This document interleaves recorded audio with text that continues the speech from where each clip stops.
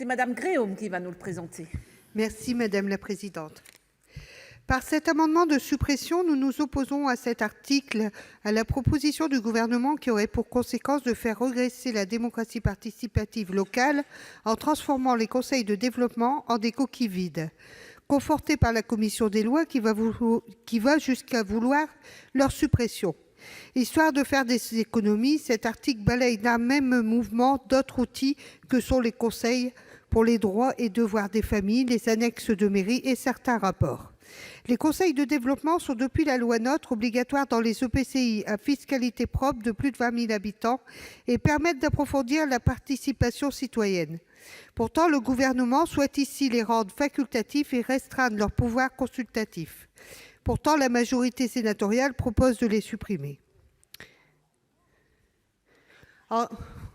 En octobre 2018, la ministre Jacqueline Gourault défendait la généralisation de ces instances.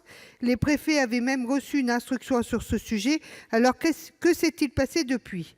Pourquoi aller vers un tel recul au moment où les citoyens et les citoyennes sont de plus en plus demandeurs de démocratie participative afin d'avoir une prise sur les décisions ?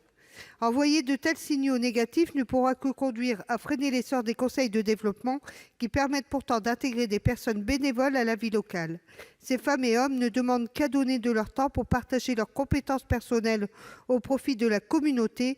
Alors pourquoi ne pas encourager un tel engouement pour la res publica, la chose publique dont le fonctionnement s'enrichit de la diversité des débats qui la composent ? C'est pour toutes ces raisons que nous demandons la suppression de cet article 23.